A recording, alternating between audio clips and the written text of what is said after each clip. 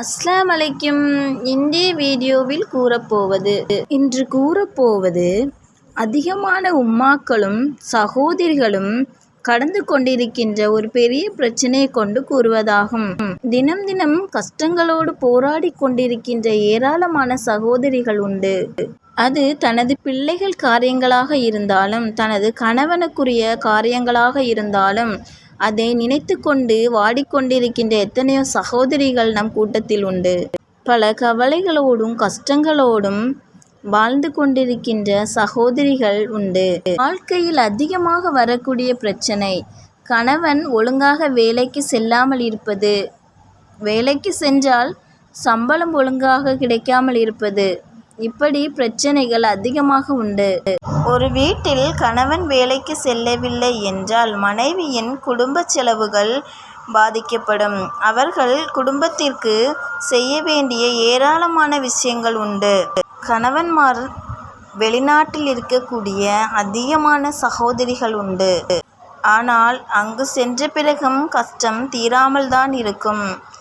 ஏனென்றால் அதிகமான சம்பளம் கிடைப்பதில்லை. அவர்கள் வாங்கக்கூடிய அந்த வருமானம் அவர்களுடைய தேவைக்கே அது சரியாக இருக்கும். இப்படி பல பிரச்சனைகளோடும் கஷ்டங்களோடும் கவலைகளோடும் போராட்டங்களோடும் கடந்து கொண்டிருக்கின்ற சகோதரிகள் உண்டு. வெளிநாட்டில் இருக்கும் கணவன் மனைவியிடம் கூறுவதுண்டு, சம்பளம் அனுப்பவில்லை, சம்பளம் கிடைக்கவில்லை என்று சொல்லுவது உண்டு. கஷ்டங்கள் இருப்பது சகோதரிகளுக்குத்தான். குடும்ப செலவுகள், பிள்ளைகளின் படிப்பு, கடன், இப்படி பல கஷ்டங்களும் சோதனைகளும் தான் இருக்கின்றது. ஒரு குடும்பத்தை நடத்தி செல்வது என்றால் எத்தனை கஷ்டங்கள் இருப்பது என்று எல்லோருக்கும் தெரியும். வருமானம் வரக்கூடியவர்களுக்கு மட்டும் நல்ல முறையில் குடும்பத்தை நடத்தி செல்ல முடியும். பணம் ஒன்றும் இல்லாமல், வருமானம் ஒன்றும் இல்லாமல் குடும்பத்தை நடத்தி செல்ல முடியாது. இப்படிப்பட்ட அதிகமான கஷ்டங்களை அனுபவிக்கக்கூடியது அம்மாமார்கள், சகோதரிமார்களாகத்தான் இருக்கும். காரணம், குடும்பத்தில் உள்ள சகோதரிமார்கள் தான் வீட்டில் உள்ள எல்லா செலவுகளையும் பார்த்து கொண்டிருப்பது. அவர்களுக்குத்தான் அந்த கஷ்டம் தெரியும். எத்தனை கஷ்டங்கள் வந்தாலும் கஷ்டங்களை போக்கக்கூடியது பரிசுத்த குர்ஆனில் உள்ளது. கடன் தீரவும், நல்ல வேலை கிடைக்கவும், நல்ல வருமானம் கிடைக்கவும், பர்க்கத்தும் ரஹமத்தும் கிடைக்கவும், ஹலாலான அனைத்து தேவைகளையும் நிறைவேறுவதற்கும் நாம் ஓதக்கூடிய ஒரு ஆயத்து, ரப்பனா ஆத்தினா ஃபித் துன்யா ஹஸனத்தன் வ ஃபில் ஆஹிரத்தி ஹஸனத்தன் வ கின்னா அதாபன்னார்.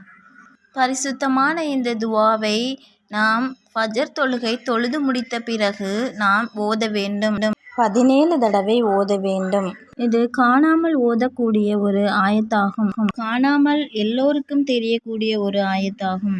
ஓதுவதன் மூலம் அதிக வருமானம் கிடைப்பதற்கும், நல்ல கணவனுக்கு நல்ல வேலை கிடைப்பதற்கும், நம்முடைய கவலைகள் கஷ்டங்கள் அனைத்தும் நீங்கி சந்தோஷமான ஒரு வாழ்க்கை கிடைப்பதற்கும் அல்லாஹ் சுப்ஹானல்லாஹு தஆலா தௌஃபீக் நல்குவான். ஆமீன். நாம் அனைவரும் ஓதுவதற்கு அல்லாஹ் சுப்ஹானல்லாஹு தஆலா தௌஃபீக் நல்கட்டும். ஆமீன். அஸ்ஸலாமு அலைக்கும்.